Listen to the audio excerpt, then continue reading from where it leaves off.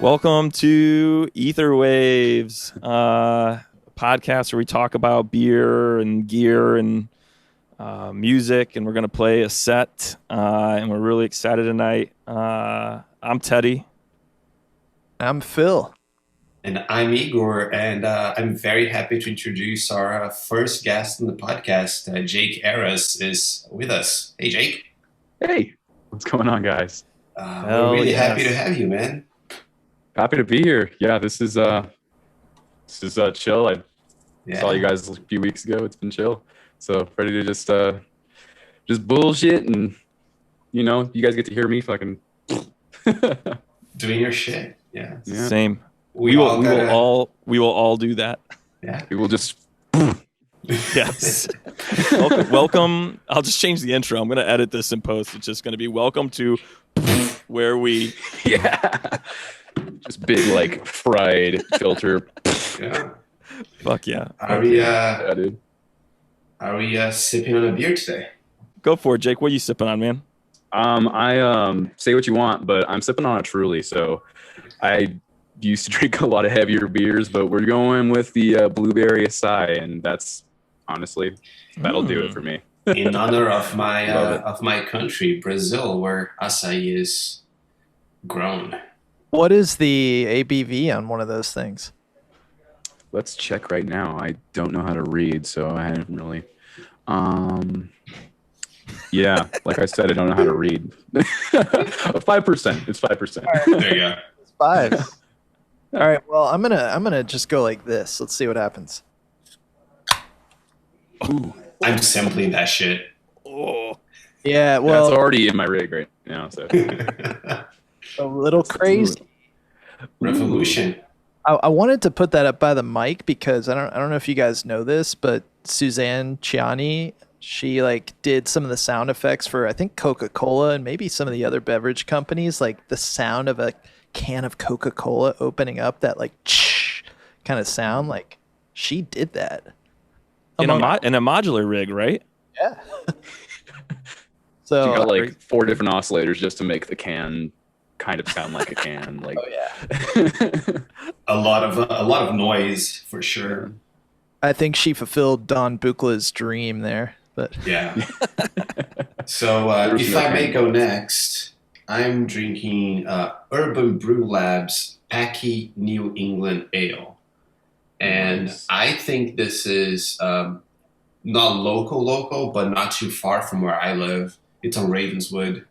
So this is the second time I have this beer, and it's fucking amazing. Hell yeah. What kind of beer is it?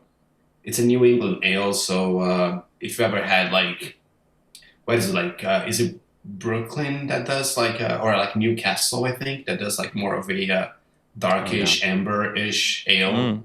So it's very similar to that, but tastes really good. Like it's incredibly good. Hell yeah. Well, I'll bop in here with my sip of choice for tonight. I'm going international, worldwide.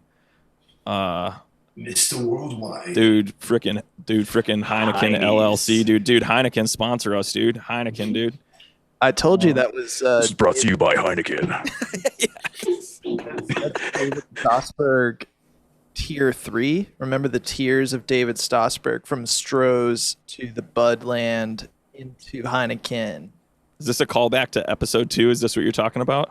Exactly. Yes, it is. Well, Daddy Stossberg and his Vietnam military bag will love that I'm sipping a Heine tonight. It is my dad's favorite beer. Okay. Nice. It really is. He doesn't know much about beer, but it is his favorite. It's a simple man. There's a yes. Absolutely. It's a simple pleasure. It is a simple pleasure. I wanted something that. light and crisp. And when we were talking about like having guests on and stuff like that, I was reaching out to a few friends that, I made music with kind of like right at the beginning of the pandemic and kind of like pre-pandemic. And one of the guys, his name's Rob. He's an engineer here in Chicago and a musician. But last time I hung out with him, he's like, dude, we got to get some Heinies and we got to fucking grill. We got to grill some like fresh meat and make some tacos and stuff. And I was like, man, I missed Rob, and so I needed to get some Heinekens and sip on them. And I've been to the brewery in Amsterdam, and I Oh, went in sweet. February, and so Nice. it was all it was meant to be. And I went to the bodega on the corner. They had them just glowing green in the fridge, and I was like, yum, yum, That's yum, nice. yummy, Yeah. yum. So Nice. yeah. Phil, I think you have something for us today. Yeah, so well, I have quite a few things for you today, but I'll take them all. I did forget my dad's Vietnam hardware bag, and there's zero chance I'm gonna go get that during this episode. It's filled with drum hardware, so that ain't happening.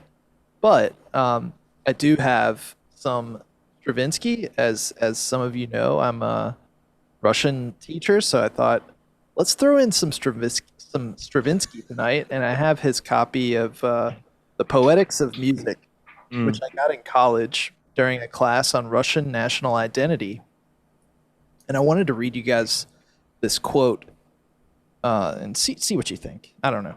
Let's see what happens. So it goes like this: the more art is controlled, limited, worked over, the more it is free. As for myself, I experience a sort of terror when, at the moment of setting to work and finding myself before the infinitude of possibilities that present themselves, I have the feeling that everything is permissible to me. If everything is permissible to me, the best and the worst, if nothing offers me any resistance, then any effort is inconceivable, and I cannot use anything as a basis, and consequently, every undertaking becomes futile. That is amazing. Can I put that on a Hallmark card? I'm just kidding. No, that.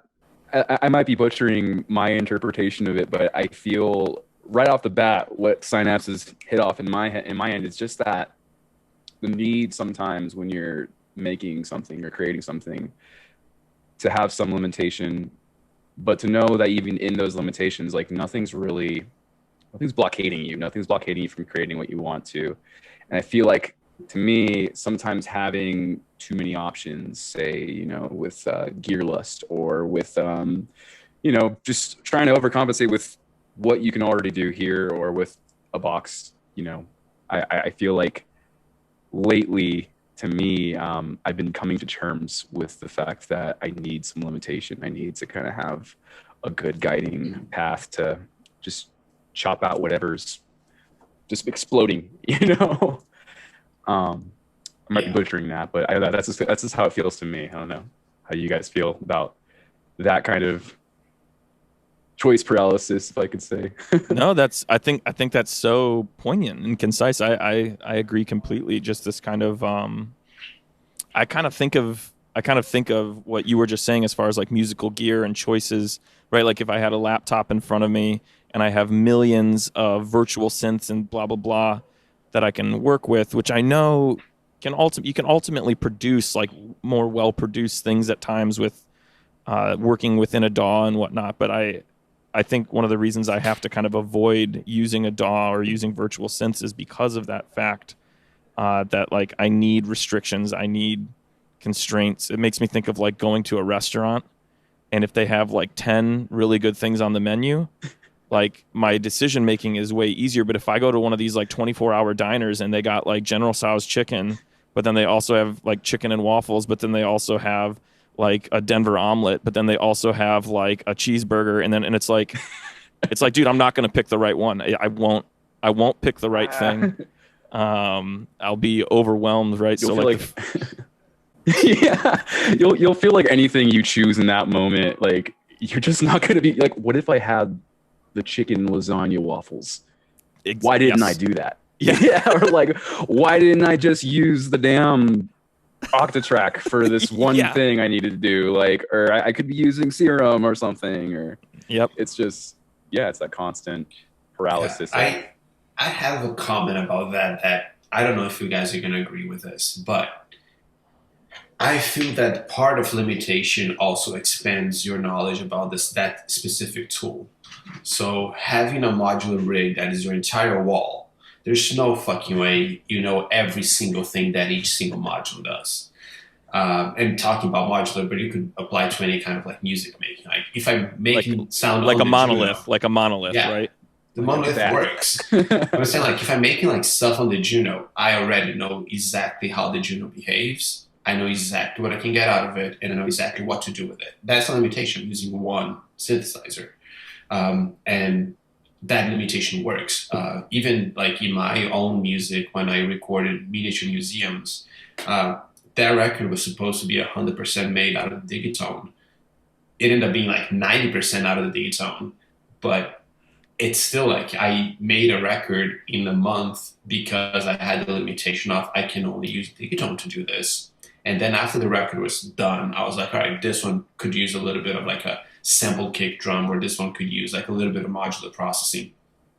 That came after when I was putting the record together was all Digitone, which I don't have anymore. So I'm glad that I'll never be able to use or reproduce any of that content. So While we're on the topic of albums, Jake, if I may, I'd love to talk a little bit. I think your album was it Attempts to Sit Still, Scribbles #1?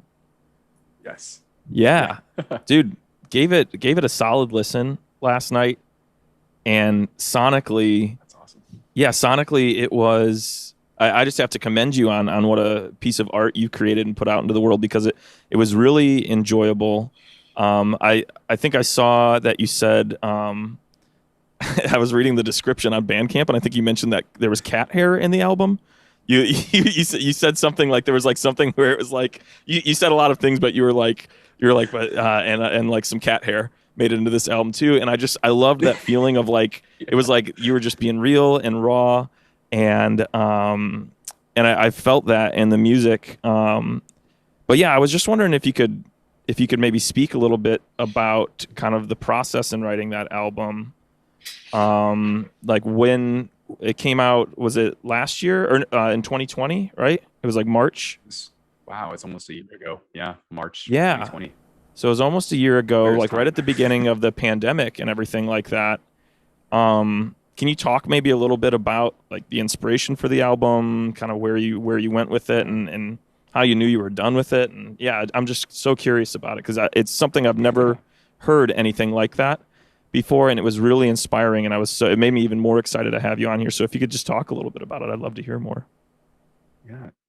Well, first of all, thank you so much, dude. Like I don't know. That's always weird to hear. I don't know how to like thank you, but like that means the world to me that you actually gave that a listen. It was when I first started putting it out, it was such a throwaway. Like I just need to get something out. I just need to work on something and just get whatever goo is coming out of my heart and my body and all that. That's gross, but just to get it out, Yeah.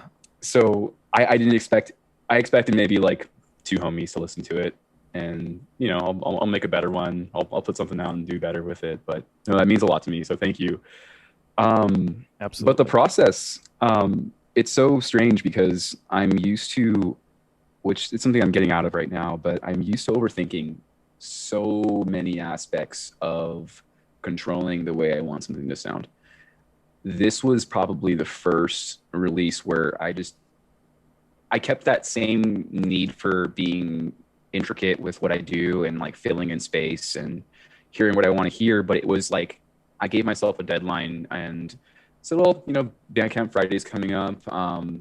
Not that I'm trying to do it just to get any money. I made it name your price. Like I want to promote something. I want to show that I'm doing something, and I'm going to stop putting a weird kind of expectation on what I feel is music to other people and kind of flex what I know, which is, if I can take from Igor, I know you said that limitation of kind of having one thing, one kind of solid workflow and knowing it and embracing it wherever you can take it. My primary workflow was just samples, taking tapes, taking old records, sampling them, and then using Ableton and just glitching them all out. And I have this really weird, I don't know what it is. It's like this monkey brain need to visually look at clips and fit them in together in Ableton like little puzzles. Yeah, you're diving into these kind of like inner thoughts about the album, which obviously I love hearing about. But and I don't want to cut you off if you were going somewhere with it, but I was curious about, because like when you're talking about like sampling and kind of making things fit and kind of developing this workflow, how much, so you said you were using tapes, right? Like you were sampling. Mm-hmm. Are we talking like cassette tapes? Like you were like sampling those, and were you sampling those into your modular rig, or? This was before I even started getting into modular or relying a lot on hardware, actually. So this is funny. I had a few tape decks that I used, and I got some old stuff that my grandpa gave me. I think it was the Christmas before that. And I was like, I really just want to make something that feels like a huge, warbly, different dimension of memories that I might have had, but I didn't. It just feels. Oh yeah. I want to put that. That was the base for a lot of the music. I don't know if you heard the end of Healthy Dirt. And that's a really good example. That was actually it was a tape called Strings of Mexico, and there was a lot of just old warbly string orchestral. I know it's just beautiful. It's just beautiful hearing that. And the tape deck I had, which was just a cheap, I think it was like a Sony dictaphone. I don't know. I remember the exact brand, but I just remember getting that, and just there's a little option on there where you can slow it down a bit, and the more it slows down, the more warbly it gets. And I remember taking that and being like, yes, this is exactly, I want to bury whatever I'm feeling in this sound. And the rest of it's just splicing, chopping things up. That's the technical part of it. The real thing I really wanted to get out of it was just, my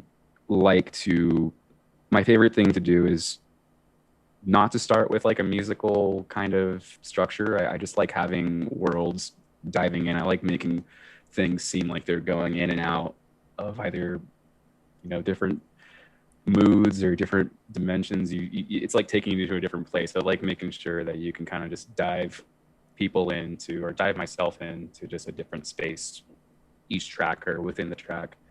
I'm saying like a bunch of just like right now, so but that's great. That's great. I don't want to bogart the discussion with you, because I love everything that you put out, and I'd also like to talk at some point maybe about like some of the heavier stuff you put out. What was that?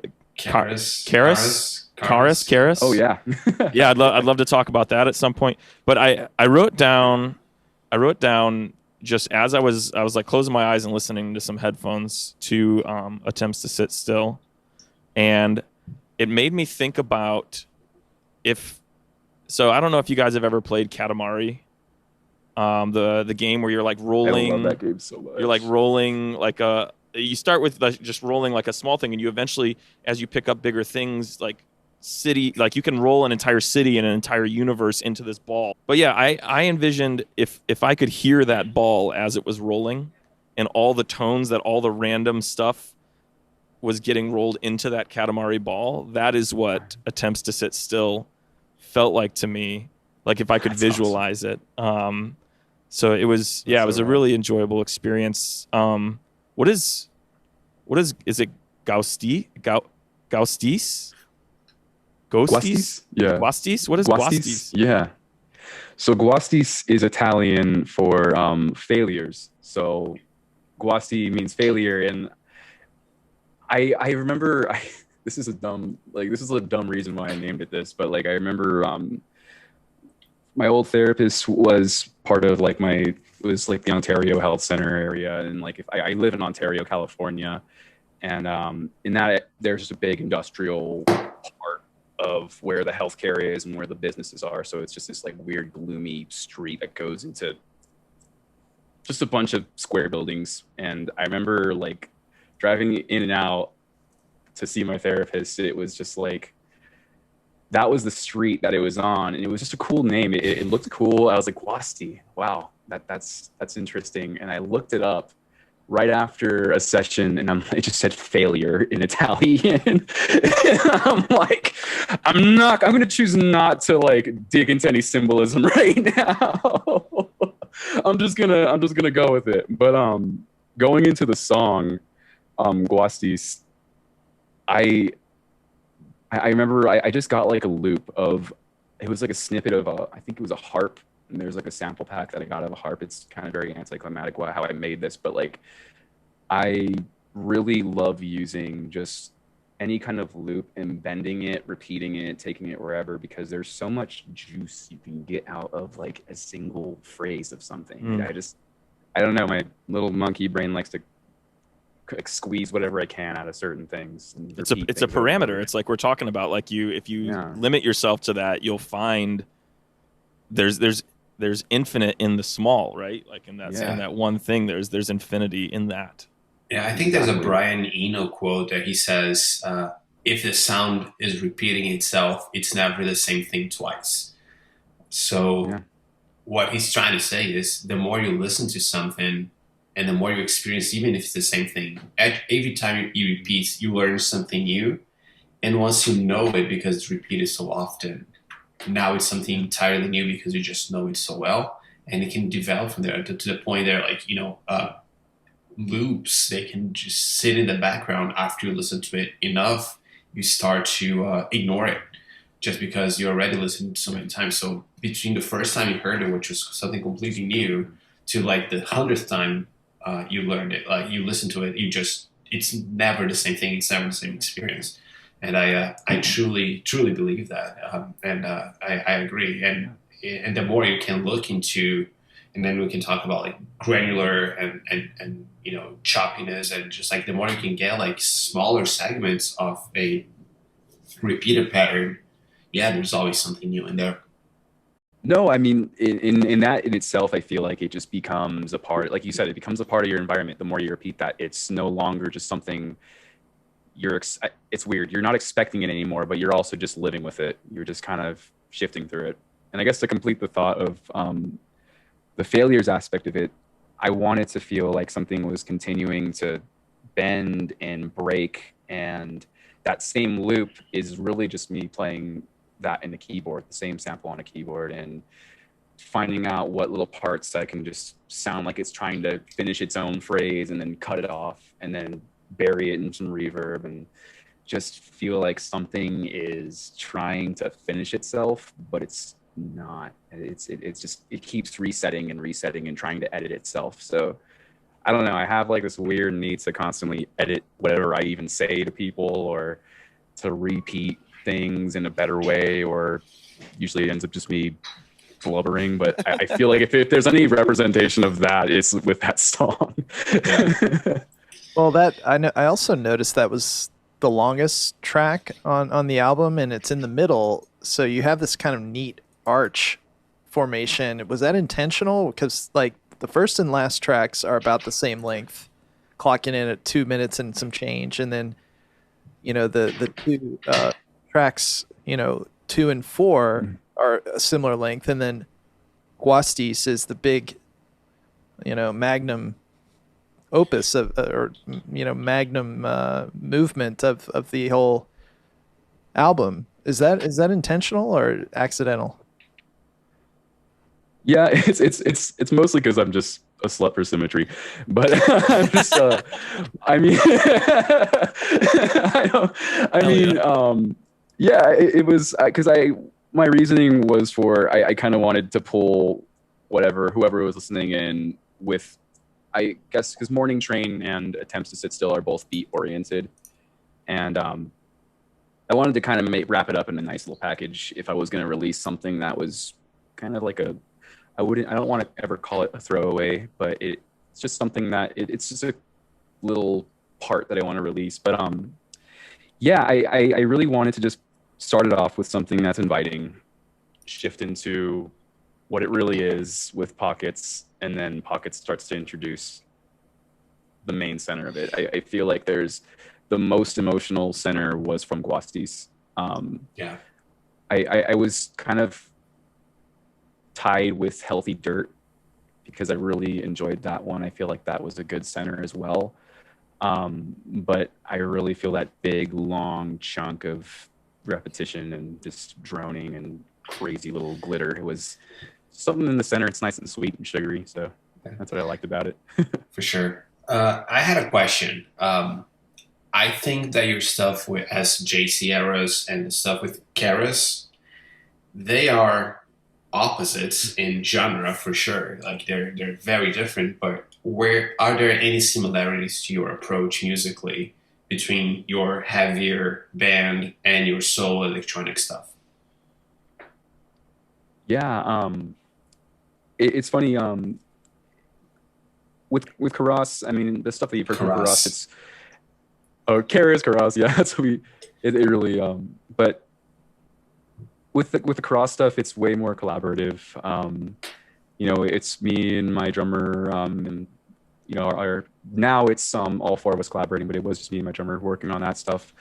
If I can point out the similarities, though, I mean, it's mostly with just how we love digging into feelings and sounds and just exploiting the shit out of what that could be, like breaking whatever kind of emotion or sound it can be. With the Karas stuff, the album that we have out is, it's got that post-metal riffs, atmospheric kind of stuff. But I really like that. Just whenever I listen to something, I like that big, massive, cinematic kind of feeling to something. I like the extremes of shit. Like I said, I just squeeze that shit up.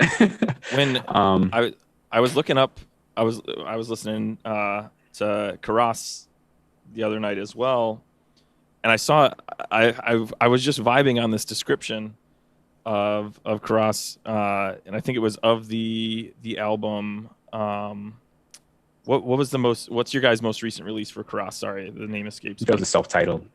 Yeah, that's right. It was self-titled, yeah, Karas. Yeah, ST, self-titled from September, right? 2018 is when you guys put that out. Yeah, so there was a description on it, which I thought connected the two, your album, Attempts to Sit Still, and the self-titled Karas. The description was a giant bubble that takes you out of there. They're referring to, I believe, the suburbs, and kind of like monotony of suburbs and the city, etc., and shakes the living shit out of you, but then sends you off with a hug to somewhere that is easier for you to breathe and express yourself. And I was like, dude, that's like such an accurate description of how I felt after I listened to Attempts to Sit Still. But that was written about the self-titled album for Karas, and I was like, I mean, it's evident that there is a creative link between the two things, and that really is like, I think when you listen to Attempts to Sit Still, there's this really intentional panning that's happening as well, where like all of a sudden it's like, and there's this thing that like all of a sudden just kind of like, I was like laying still, but like I kind of envisioned like someone being like, yo, over here, dude, oh, over there, and then it was like, all right, now focus here, and it was almost like someone was like kind of like directing where I should look, and it was that kind of thing. But then after you're like, all right, now you're here, now you're present with me, now I'm gonna hug you. Thank you for being present with me, and it really, that's like when I read that, I was like, dude, that's how I felt when I was listening to Attempts to Sit Still. That's awesome. Yeah, I don't know. I thought that was such an accurate description for things that you're creating now. In Karas, you're now I'm like babbling and kind of going all over, but you're no, I love this.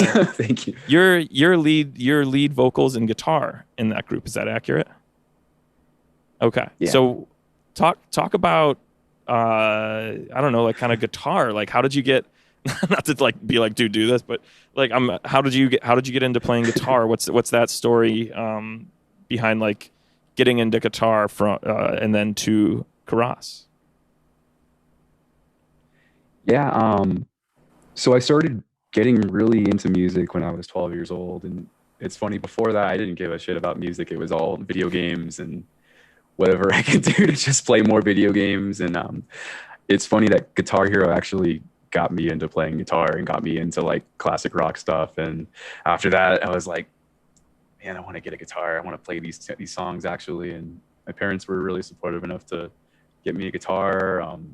First few years, I was just kind of thumbing around. I used to play with my thumb, and my dad saw that, and he's like, "Yeah, this ain't gonna go. Let's get you some lessons." So, like, luckily, luckily I was down, and luckily I was like really stoked. I had a really good teacher. But after that, I mean, I just started talking to a lot of friends from school who were into the same music, and I got lucky. A buddy of mine introduced me to a big group of friends in middle school who just wanted to play Megadeth stuff and wanted to play Metallica and like play some Tenacious D covers in the quad and all that. Hell yeah. I also I met my really good friend in Cross's drummer in middle school as well. So I just got lucky and started nerding out with people who were also down with that shit. Was in bands for a while, played a lot of death metal and thrash metal. And I mean, I could send you guys a picture. There's plenty of pictures where I'm in like the classic like denim vest, moon boots that are like way too high for my own good. Fuck just yeah, looking dude. like a little dork a minute. But Jake, I don't know if you know this, but Teddy and I are both drummers, and I won't speak for Teddy, but I thought Alejandro is, I mean, he's a fantastic drummer. oh, he's amazing. Does he play with 2 bass drums or a double pedal or? Double pedal. Yeah. Nice. Yeah, he's a beast, man. He's actually like in the other room over here. Hell yeah. My first drum kit was a 10-piece Tama Rockstar, and I was like totally into Lars, and Oh yeah. well, like played my first show out, and I'm bringing this 10-piece kit. I'm like, I got to get a double pedal. This is ridiculous. Dude. Wait, did you have two kick drums 2 kick on your drum. first kit? Dude, how old were you? So I was in a band called Onslaught, and Hell yeah. yeah, 16 years old when I started that band. That's a fucking tough yeah. name for 16, dude. Yeah. It's hard as hell, dude. I love it. It's amazing. Absolutely. So I mean, I loved Karas. Like it was totally Yeah. scratching a lot of itches for me because you did do the brutal. I was telling Igor in the text chain and Teddy, like, this stuff is really brutal, but then you go into these like absolutely beautiful, like gorgeous spaces that, like, you know, like Teddy was talking about, being pulled in directions Yeah. with the spatial components of the recording, like also the emotional pulls and pushes were really really nice, like to have that contrast. Thanks, man. Yeah, and it's funny because in the moment of writing that stuff together, it was all about, we just want this to sound badass. We just want this to sound beautiful, and like it's a lot funnier now that we listen to it back, and it's really, we just wanted to like really feel shit, you know. Like, I don't know if you guys know, growing up in suburbs and everything's just boring. I mean, it's great. We're safe. We are very lucky, you know, in that aspect. We have a lot of privilege in that aspect, but you just it's gray matter. It's all gray matter outside. Mm. You get really lucky with people that you meet who are going through the same thing, but like it just feels like gray matter. And what really connected me with Alex and our current members is that we just love to dive deep into emotions, into feeling things, into anxiety. And the best artists that we loved, you know, Gojira, Intronaut, and, you know, the recent, like, you know, we've been into a lot of electronic, you know, Flying Lotus, Taylor McFerrin, just dreamy shit. We crave that in all content, in media, movies, that kind of like psychedelic mushroom trip that you get, that big, everything is breathing and everything feels a lot more lively than the room that you're sitting in and that you're stuck in. And I mean, that's what we try and get out of the music, and that's at least what I try and get out of my music, is just that, make whatever is constantly staring at you and constantly just living with you a bit more colorful. You know, this Hell shit's yeah. crazy. This is, I mean, you can be pessimistic about wherever you're at, whatever you're experiencing. I mean, shit's hard right now. But I'll get off of my soapbox just right now. But like, sorry, that sounds. Hey guys, this is the after school sessions. It's really, you should have dreams. Hell yeah. Just like, but no, you know, it's important to like really think about that.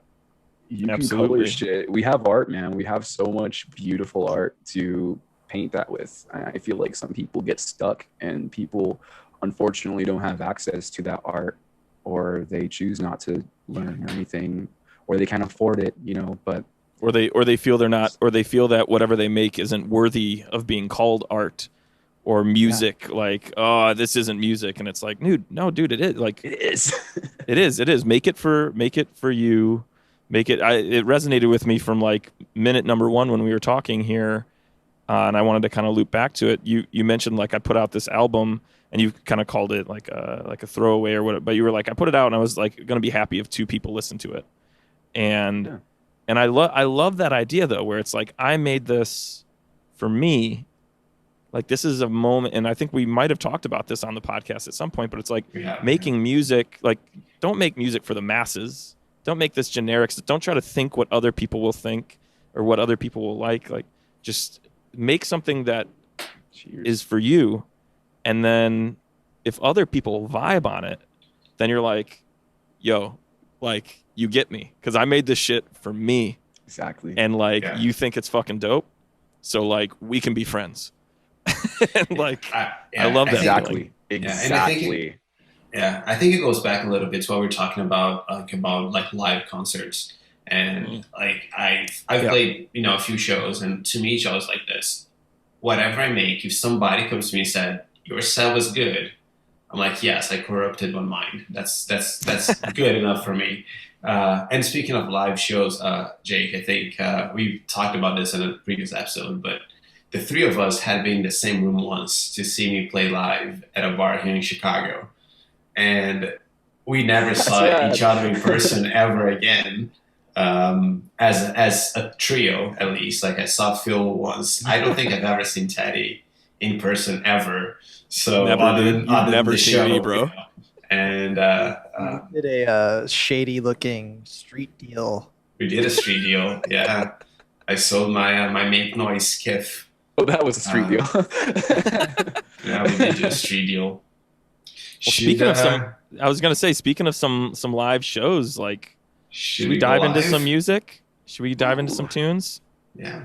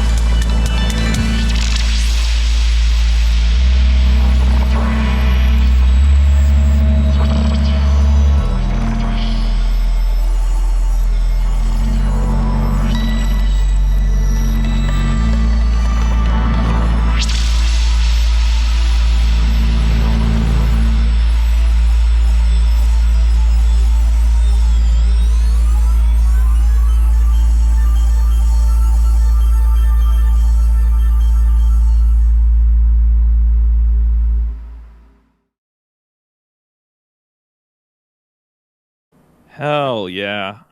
Hell yes. Hell yes. Yes, Yes, and dude. yeah.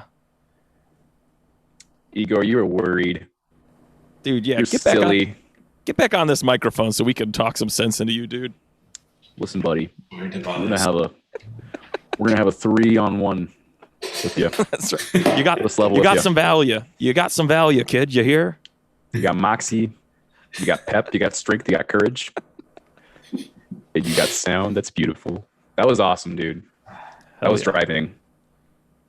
Yeah, I went into a lot of like patching, sound designy stuff rather than writing a piece. You know what I mean? Like I didn't like think about sequence at all. I just thought about sound. And so I usually do the opposite. I usually think like, how is this track gonna flow? And this time I didn't think about flow. I just thought about sounds. So I was afraid it was going to be a little bit too strange for what I normally do. That's all. Yeah, no, I was like totally drawn into the spaghetti of the patch and your usual pink and white cable configuration, but then like Classic. you gave me the meatballs with we have like a meatball theme on this show for some reason, but Well, I love your analogy so much. That's what I loved about this podcast before, and I was waiting for something like that. come on, like Keep going. bass and snare. I mean, God, like I should just give up. Like I don't need to play drums when you can do that with electronics. Like I can Was just the bass- sit back and relax, you know. Was the bass like the meatball, but then like the snare was like the seasoning, like the fennel, like the special the ingredient? Parmesan. The Parmesan. Yeah. Oh, the shredded Parmesan. Yes. Yeah. A little The fresh pinch. dude. When they come to you at Olive Garden, they're like, "Yo, bro, you want some of this cracked black pep? Say when," and you never say when. Tell and me you just- when. Tell me when. Tell me when. No. Yeah, you not just yet. make eye We are contact under with a them, and mountain of cheese. you're just like, mm-hmm. Yeah, no, you're gonna keep going. You said say when. Now we're back. You're like looking him straight in the eye, like, You're gonna empty that fucking canister out, bro. slowly. Hell yeah, Igor, outstanding man. Yeah. So happy. I'm stoked. I'm stoked to hear it. And you know what? You were talking about kind of wanting to do something like that last podcast. You had mentioned, and I think a lot of we were on episode 3. We had kind of talked. We had talked about Sophie and kind of like gaining and like grabbing attention and commanding attention, and you had kind of talked about like that change in set, like that drastic change in set and setting and everything like that. And I love that you went for it and you pushed for it. And there were these like really abrupt introductions that it was like, oh shit. But then there were also these really kind of like gentle, like, I want this, and you like gave it to me. You know, like it was this like push and pull of like, you were like, no, you're gonna hear this right now, and this is what you're gonna like. And I was like, okay, yeah, no, you're right. Okay, fine. But then there was also like, but can I have a little bit more candy, please? And you're like, yeah, okay, you can have one Jolly Rancher. And you like gave it to me. Yeah, that's I was again just like going to a beat that I wanted to do something that could make you move, but I was just thinking about sounds more than structure this time, and but I liked it more than I thought I was going to. I've had this patch on for like 2 days now. I made some changes actually this morning, and I just like where it's at. Like it's at a good spot, I think. But I would like to like just sample individual sounds and just like work on a track with what I got. And you had fun and you That's did a awesome, thing. I had That's fun. what it's all about. And I learned from Yeah. I learned from experience that I actually enjoy my sets better when I play standing up, which is what I was doing right now. Yeah. When you can like kind of get into it and like Yeah. you like back away and you're like, all right, fuck it, I'm out for a second. I'm gonna vibe on it. All right, now I'm back in. Like, yeah. Yeah. You could Someday see we'll that. have That like was- a live thing going on, and Jake will come into Chicago, and we'll just have like a a I'm fucking like going. live, and we're all there, just kind of like We'll fly going him nuts. in with our Heineken sponsorship. Absolutely. Thank you, Heineken, Yes. for the private jet. Jake, we will pick you up right after COVID is over. I'm gonna get my Heineken sleeping bag and my Heineken tennis shoes, and we're going to go party. Okay, folks. Yeah. If I can add on, but like, there was a lot of physicality to what you had going on, just in regards to moving with what you were doing. You know, like at first, I think who said that getting physical with it, was it you, Phil? Yeah. And you just start digging in right away, but you start hearing all these different little glitters and, like Phil said, spaghettis surfing around. And I know you were talking about mostly leaving behind the structure, but there was a structure to that. There was a steady path to that. You had all the little critters running around, kind of giving you some of this, passing you by over here. My favorite thing was just when you kind of hushed them a little bit. You hushed them with that white noise wash. Yes. That I feel like was the beginning of you bringing it together. Cool. And whether it was intentional or not, but like that started to bring it together. And then along with the bass and then bringing in that rhythm, that's where I was like, Mama came and rounded up her gremlins, in the chat, and you brought it home. You took it all in, and you're like, okay, you're going to get crazy. You little fuckers are going to get all wild and jiggly. I'm going to make you do it for a purpose. Go out and do some chores. Your grandma. Yes. For sure. You Hell brought yeah. it there. I loved it. That's Cool. super awesome. I can't wait for the full recording. Yeah. Fuck yeah. I did have a lot of fun for sure. That's what matters. Absolutely. Exactly. Well, do we just keep? I mean, I say we keep the ball rolling. We got 3 more sets to do tonight, and I'm stoked. I'm having a good time. Jake, do you feel like you like throwing down some tunes? You feel like doing some stuff? Yeah. Let's whip it up. Let's do Hell it. yeah.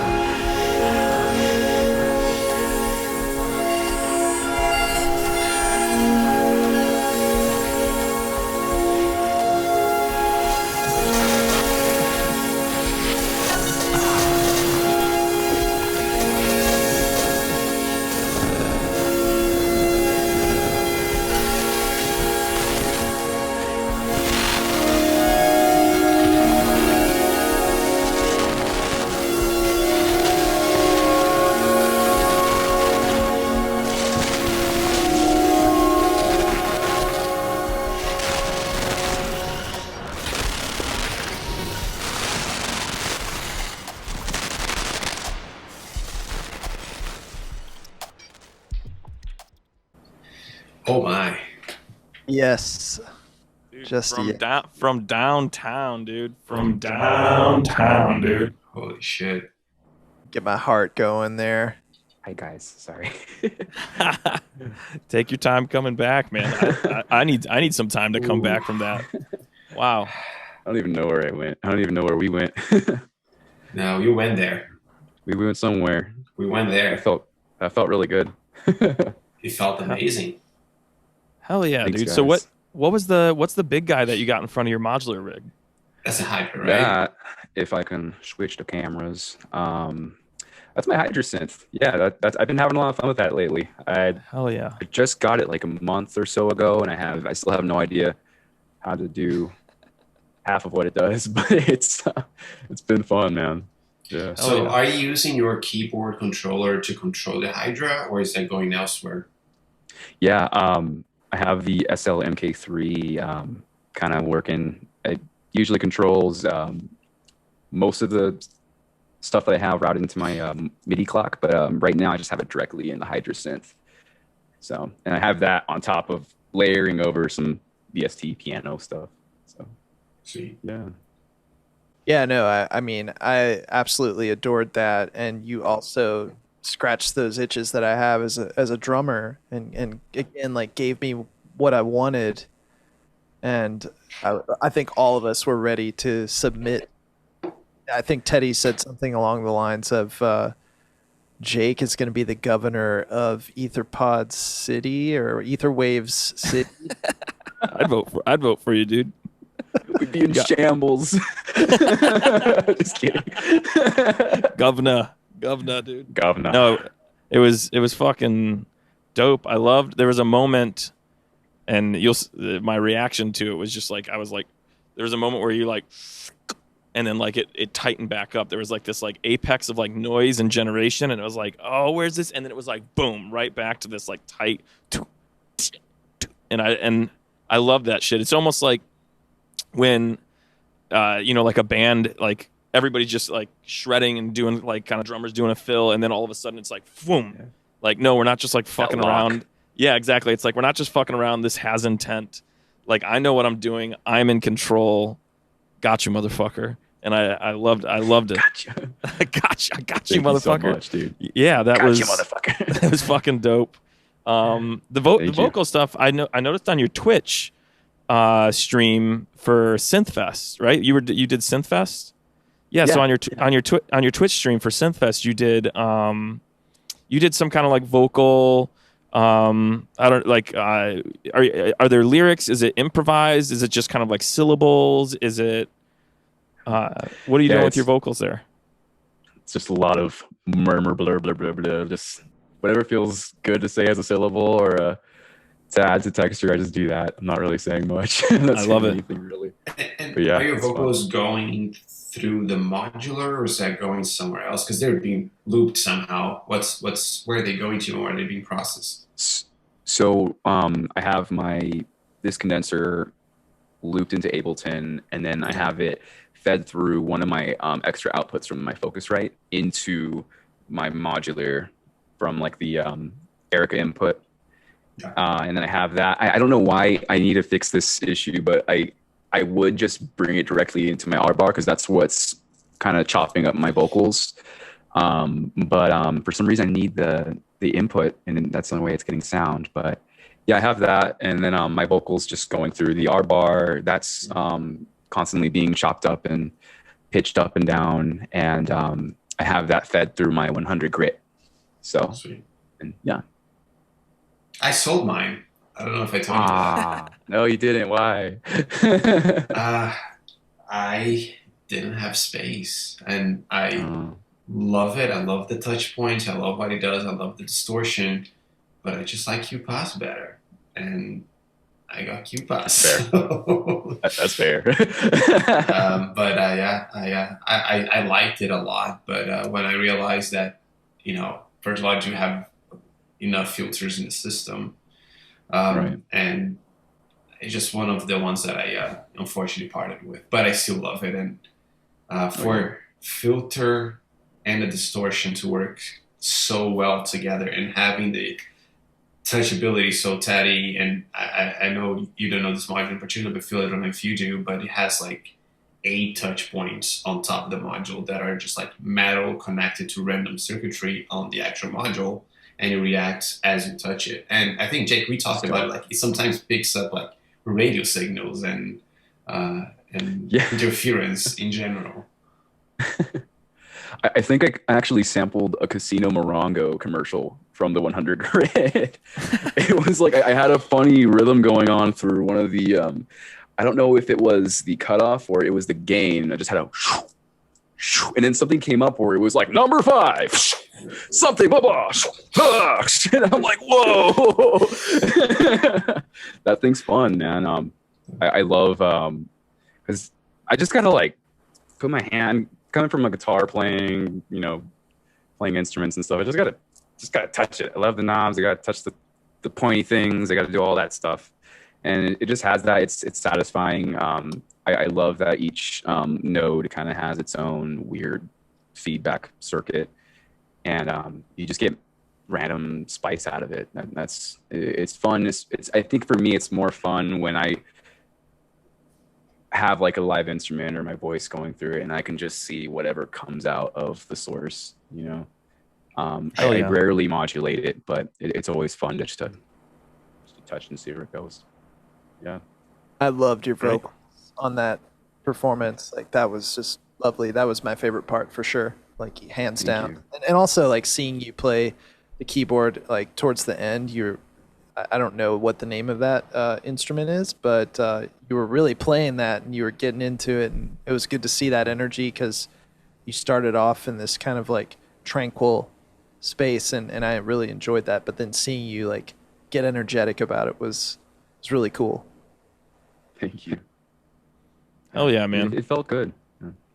Well, yeah, I'm glad you're here. I'm glad we got to experience this with you and be here with you. That was so fucking dope and so cool to just there was a moment where I was like closing my eyes when the beat wasn't existent. I was closing my eyes when the beat was there. You had my head like nodding. I was saying like on the kick I was at like fuck, and then at the snare I was at yes, and so I was just like fuck, yes, fuck, yes, fuck. Like I was just like vibing on it. The beat just was like where I wanted it to be. And again, like I can't thank you enough for putting that together tonight and performing that. And it was awesome, man. It was awesome. Thank you guys so much. Thank you for giving me the opportunity just to kick it with you guys and just share this shit. This is awesome. This is what I love to do. It's what we all love to do. So thank you for giving us the space. I imagine this as just like we all packed up our shit and went to a buddy's house, and it's just like we're all like drinking and like maybe joints are being passed. Maybe people are puffing them, maybe people are just passing. Who knows what people are doing with those joints? But they're floating. There's an eerie mist in the area, and there's a haze. Yeah, haze, and people are just kind of like stepping up and being like, yo, I got this thing. I'm going to show you this thing. And we're like, all right, fuck it. And we're all just sitting on this like comfy couch and we're like, yeah, dude, do you? And we're just like vibing on it. And it's a good vibe. Hell yeah. Do we want to keep rolling? We don't want to lose the momentum, I don't think. Yeah. Let's keep it we're going. vibing. Now, Phil, we haven't discussed this yet. Do you want to go next, or do you want to be the closer, dude? I mean, it's hard to follow Jake. First guest, honorary. So yeah, no, I'll go. Yeah, sure. Let's do it.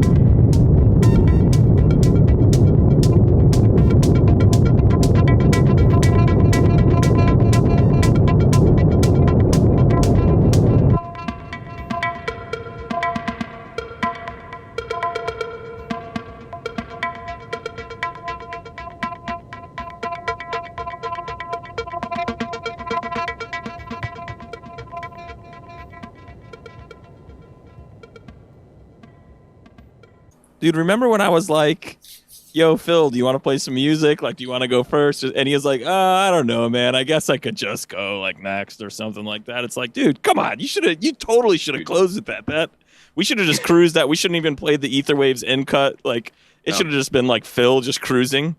And that was the end of the episode. That was so sick, dude. Shit. It's like you reached a new tier every 5 seconds of Stank Face. Yeah. As the longer it went on, it was like a new oh. In the best way possible. That was great, dude. Thanks, guys. I hope I kept it shorter this time. You called yourself Daddy. You called yourself 2 Daddy hours. Longlegs. Yeah, you said I'm Daddy Longlegs a couple episodes ago, and it's like I'm fine with Daddy Longlegs, dude. They have benefits to this world. Keep being Daddy Longlegs if you want. You could have rode that for another 10 minutes, man. I would have drank my coffee to that in the morning and like fucking like got like hell yeah. Like, I'm at a loss for words. That was just amazing. You just took me everywhere, and I liked every step of the way. I was like, yeah, this is home. And like, no, this is not home yet. This is home. No, not yet. Now this is home. Nope. Here's more. Now we're home. And when we got us home, I was like, fuck yeah. Yeah, I mean, I don't go anywhere without Pamela. Pamela is my companion on that one, you know? Yeah. I said Nike Run's coming for you, dude. I said they're going to be hitting you up, make you sign a contract for like 10 years to produce music for all their commercials. And right as I said that, that's when you dropped those like dark chords. I was like, do, do. And I was like, oh, for sure. He's getting, dude, Nike Run is they're going to get him, dude. They're going to just scoop him right up. The industry is just going to scoop Phil up. They're going to Britney Spears him, conservatorship him, and just take over Phil's life because he's that good. That was awesome, man. So just one question. Chords. Where? How? Yeah. From effects, detuning of the chords. How did it all happen?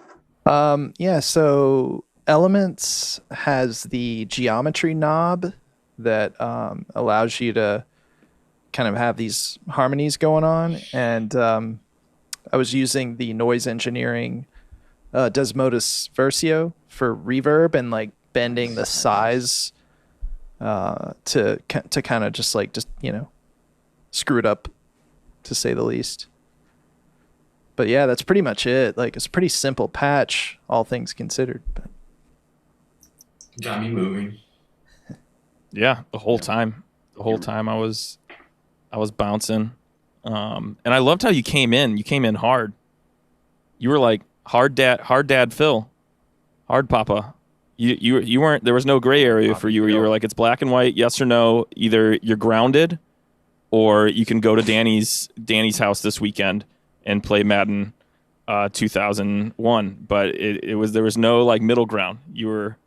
well, you know, I'm just like a sucker for that, you know, almost Euro sort of 4 on the floor bass drum kind of thing. And I studied in Germany in 2005 and 2006, and some people came to me. These were people from all over the place, and they were like, "We got to go out dancing." And you know, I said, "Yeah, I don't go out dancing." And they're like, "Come on," you know.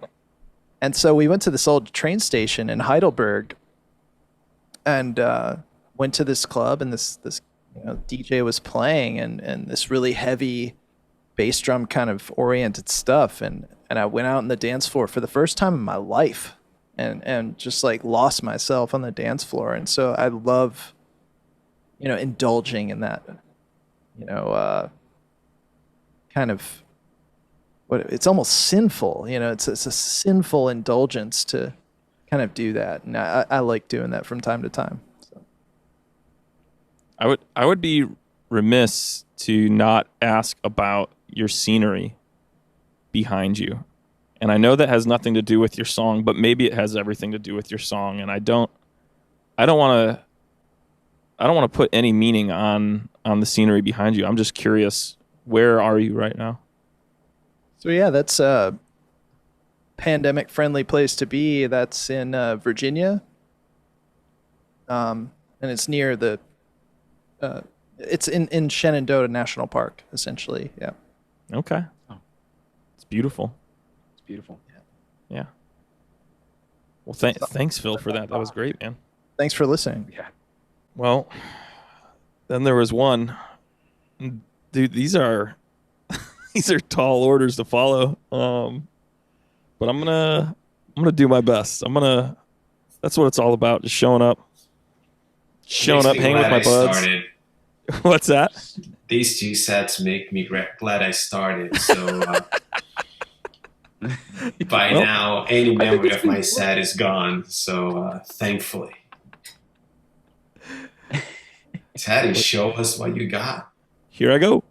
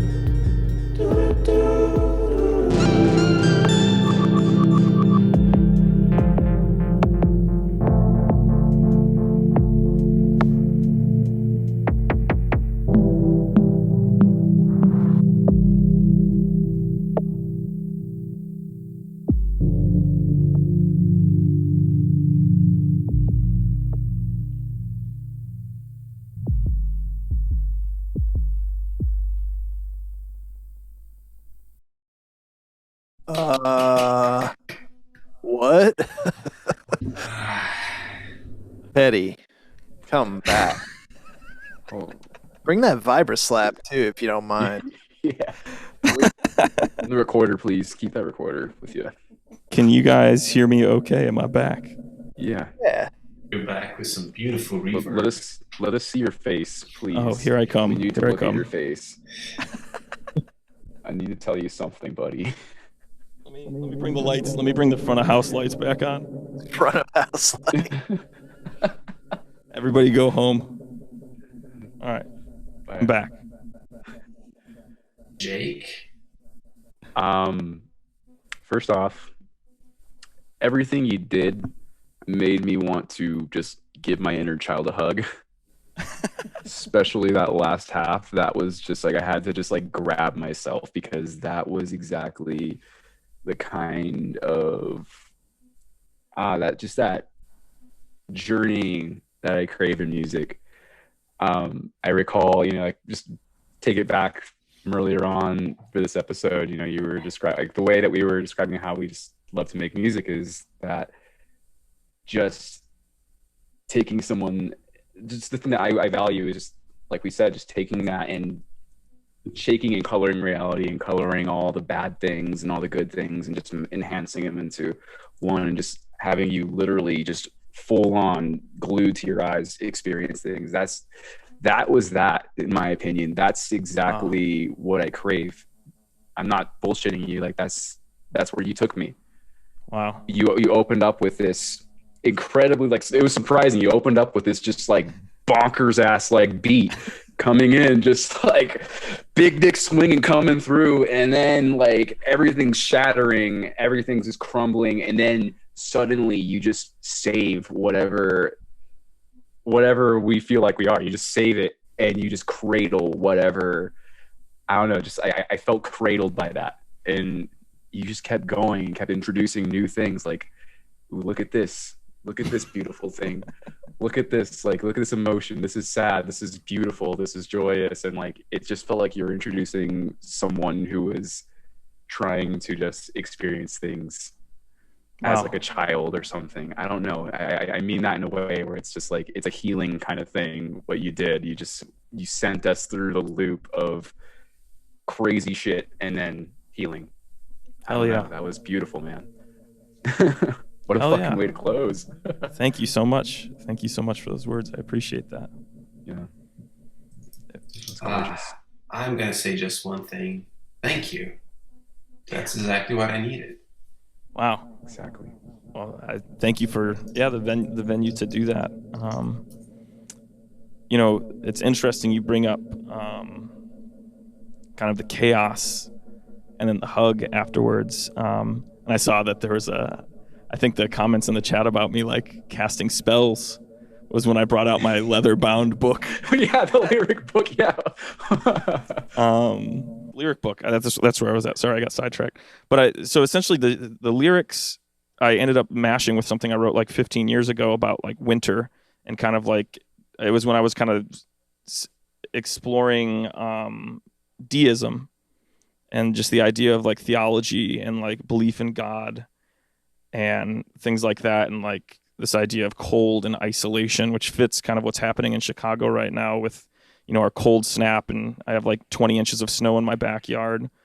But then anytime, I used to love snow and water, but there's like kind of like a PTSD vibe with it because I got in a pretty bad car accident a couple years ago with my wife, and so there were some lyrics in there about in mid-July we followed the gutter path, and our car went upside down, and we yada yada. So but I think the thing was like I was trying to convey that kind of feeling of just out of nowhere, all of a sudden everything's rotating and flipping and turning, and like the car was kind of barrel rolling like 2 or 3 times, and there was this craziness, and then all of a sudden we were just upside down suspended in the car. And well, what were the gusts of wind that day? Because there was a tornado down in central Illinois, and we were driving through kind of the tornado winds unknowingly, and there was this huge flood of rain and everything like that, and just all of a sudden our car got lifted and we flipped. And so I think I've been trying for years to try to convey that feeling through song, and obviously that's my own interpretation of it, and everybody else's interpretations are good and wonderful, and I want you to take what you want from this. But yeah, to me it was like I wanted to start with that like chaos and like blah blah blah, that it's rolling, it's going nuts, and then when we landed it was silent and we were upside down, and and there was just silence. That like there was nothing, there was no sound. And then kind of I wanted to kind of go through that journey of kind of the sadness of that and the responsibility for being the driver in that moment. But then there's been this healing and this kind of unknown joy and connection and love that's come from that experience, in both me and my wife kind of surviving that and living through that. And so that was kind of there was the reference to just throwing some doo-doos at the end, and just kind of like very simple, warm, loving lyrics at the end, just kind of like life is good, life is warm. Don't take it for granted, like shit can happen at any moment. And so just kind of doo-doo, like do your best to love and just be. Don't be anything, just be. So yeah, that was what I was attempting to move through, and it was a kind of like a therapeutic experience. That was the first time I sang on this show, and kind of sang publicly for anyone other than people I'm like jamming with in person. So yeah, that's why I'm so grateful to have you guys here today, because that was a really meaningful moment for me, and I'm glad I was able to share it with you guys. Thank you for expressing that. I'm just blown away by that. Hell yeah. Yeah, I'm still like recovering. Absolutely. Well, no need to end on a downer. There's no downer there. It's all doo-doo and just be and just love. And I got nothing but love and adoration for you, Jake, for being here today, and really making this a special episode, our first episode with a guest. It will always be a memorable one for me, and for all of us. Yeah, thanks for being our first guest. This is a milestone for us. So episode 4, Jacob Eras. Am I saying that right? Yeah. Thanks guys Hell so yeah. much for having me on here, man. This is I'm not gonna forget this. This is I got to know each of you through both obviously chatting and chilling, but like I think more so from what you guys express through your music, and that's the kind of shit I look for in life. So thank you guys for letting me be a part of it. Oh, yeah. Hell yeah. Thanks. Thank you guys. Everyone played amazing music. Absolutely. And if people got time, I think. Yeah. Oh, sorry, Igor. Go ahead. No, I was just gonna say this was a beautiful episode. Yeah. Good sets, good hanging out, good conversations. It's the fireplace that I need in my home right now with the February snow surrounding me. Absolutely. This is warming. Definitely. So, but I think everybody should take a second to go check out Jake's album on his Bandcamp. Attempts to Sit Still, Scribbles 1. And once you listen to that, you're going to have your fingers crossed that there will be a Scribbles 2 at some point. But yeah, hit us up at etherwavespodcast@gmail.com if you guys got any questions or thoughts. Shows are every Thursday. And yeah, we're looking forward to more. And thanks again to Jacob Eras for being here today. Thank you guys so much. Yeah. Yeah, and thanks to Heineken for the private jet. Heineken, kick your ass, kiss you on the mouth. And that's where we're ending it. That's where it ends.